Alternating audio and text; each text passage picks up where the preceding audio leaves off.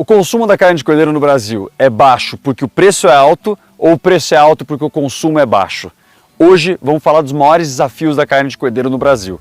Mas antes, se você faz parte desse setor, não deixe de se inscrever no canal e espalhar essa mensagem para o máximo de pessoas que vocês conhecerem.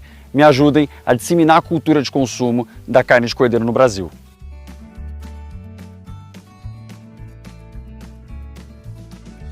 Os desafios para o avanço do consumo da carne de cordeiro não são uma discussão nova no país, embora ela permaneça 100% atual. E para começar nossa discussão, vamos entender um pouco mais desse setor. Hoje, existem aproximadamente 13,8 milhões de ovinos no Brasil, um decréscimo de 3% no rebanho nacional se a gente comparar com 2006. A região Nordeste é o maior produtor, com um rebanho de 9 milhões de cabeças, representando mais de 65% do rebanho total.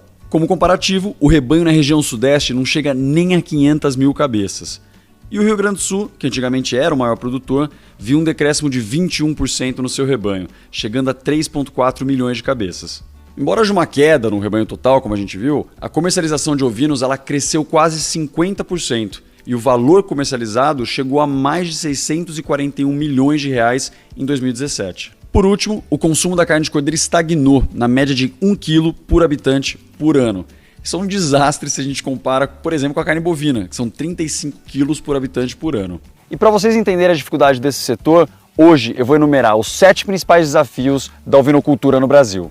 O primeiro deles é a desinformação, e ela é nítida nesse mercado. Faltam estudos e os que existem divergem as informações. Por exemplo, você tem um estudo que fala que o Brasil depende 97% da carne uruguaia para o cordeiro. Já outro estudo que diz que aqui a gente importa menos de 7% da carne uruguaia.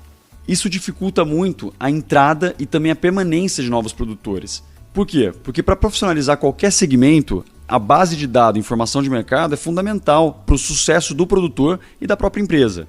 A solução é valorizar as empresas de pesquisa e também incentivar para que elas trabalhem a ovinocultura como um dos seus principais focos.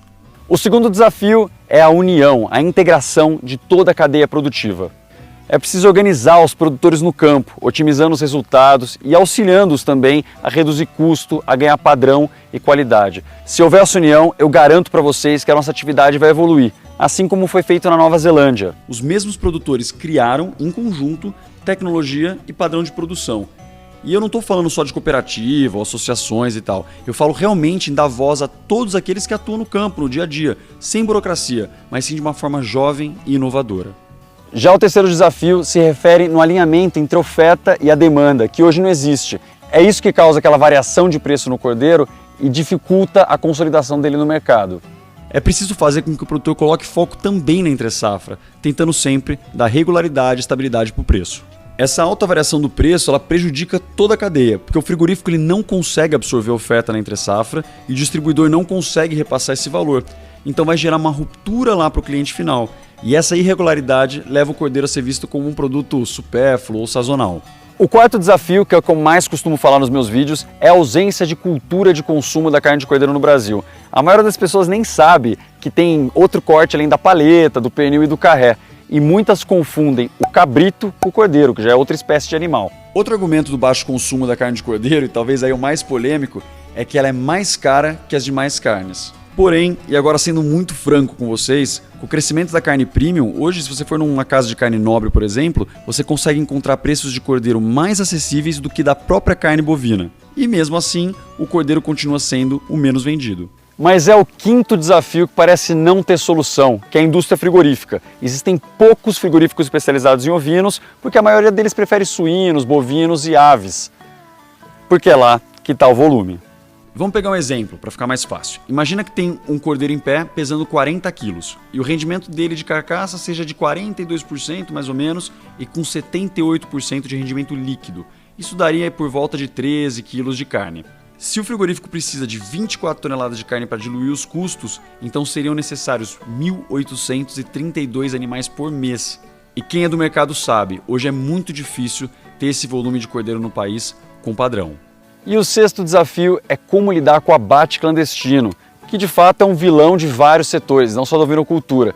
E por que isso acontece? É a cultura de abate nas propriedades, falta de fiscalização e também o alto custo dos frigoríficos especializados. E por último, mas não menos importante, o 7º desafio, que é a falta de políticas públicas para a ovinocultura. Elas até existem, vocês sabem disso, mas é muito tímido. Ficam nas discussões rasas a necessidade de assistência técnica, de crédito para financiamento e incentivo à atividade. O fato é que a ovinocultura pode gerar renda aos pequenos produtores, aos frigoríficos e também aos distribuidores e comerciantes. É preciso enxergar que o Brasil ele não pode mais repetir o mesmo discurso que se mantém há 20 anos. Uma mudança de mentalidade precisa ser feita e urgente. E por último, eu quero fazer um apelo para a gente se unir. Todo mundo que faz parte do setor e está me escutando agora, vamos mostrar para o mundo inteiro que a carne de cordeiro, a ovinocultura brasileira, pode ser a maior do mundo, sim. A gente tem terra para isso, a gente tem tecnologia para isso e, principal, a gente tem mercado consumidor. É só a gente se unir, batalhar e mostrar a nossa força. Vamos fazer da ovinocultura a maior força da pecuária brasileira. Obrigado e a gente se vê na próxima.